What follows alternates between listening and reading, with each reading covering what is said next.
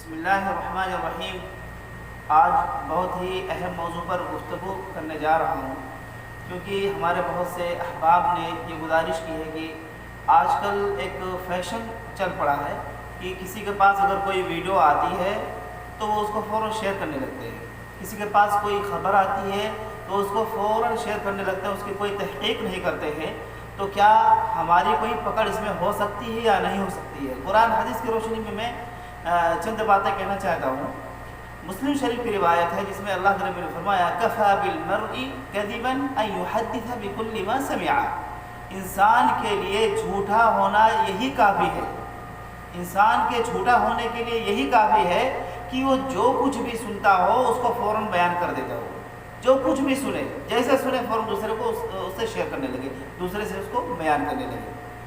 اور قرآن میں سورہ حجرات میں اللہ تعالیٰ نے فرمایا ہے یا ایھا الذین آمنوا اذا جاءکم فاسق بنبأ فتبینوا۔ اے ایمان والو، اگر تمہارے پاس کوئی فاسق غیر عادل ایسے ہی آپ کے پاس خبر لے کر کے آتا ہے تو آپ اس کی تحقیق کریے، فتبینوا، اس کی آپ تحقیق کریں۔ ہم لوگوں کا مسئلہ کیا ہے؟ ہم لوگ تحقیق کرتے نہیں ہیں، اور ادھر سے بات آئی اور ادھر ہم نے شیئر کرنا شروع کر دیا۔ حدیث میں یہ بھی آیا ہوا ہے کہ اگر کوئی انسان کسی اچھائی کا موجد ہے، کوئی اچھائی کو اس نے ایجاد کیا ہے، تو جب بھی اس اچھائی پر کوئی عمل کرے گا تو اس کو تو ثواب ملے گا ہی، اتنا ہی ثواب اس موجد کو بھی ملنے والا ہے انشاءاللہ۔ اسی طریقے سے اگر کوئی انسان کسی برائی کا موجد ہے تو جو برائی پر عمل کرے گا اس کو بھی اتنا ہی گناہ ملے گا، اور اس کے برابر اس موجد جس نے گناہ کو ایجاد کیا اس کو بھی اتنا ہی گناہ ملے گا۔ تو اس لیے میرے بھائیوں، ایسی چیزوں سے بچیں۔ اگر خوداً خواستہ کوئی غلط خبر ہے، کوئی غلط چیز ہے اور ہمارے پاس آئی اور ہم نے ایسے ہی بغیر تحقیق ہم نے شیئر کر دیا، اور وہ جہاں تک جائے گی، جتنے لوگ اس کو شیئر کریں گے، جتنے لوگ اس پر عمل کریں گے، سب کا وبال ہمارے اوپر ہوگا اگر ہم نے تحقیق نہیں کی اور ہم نے غلط خبر شیئر کی ہے۔ تو سوچئے کیا عالم ہوگا اس انسان کا جو بغیر تحقیق کے قرآن حدیث کو شیئر کر رہا ہے۔ میرے بھائیوں، بہت ہی زیادہ غور کرنے کی بات ہے، اور میری بہنوں یہ غور کرنے والی بات ہے۔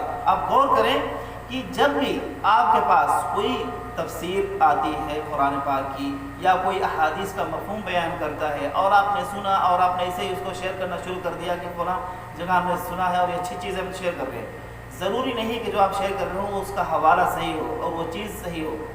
ملاوٹ ہو سکتی ہے میرے بھائیوں۔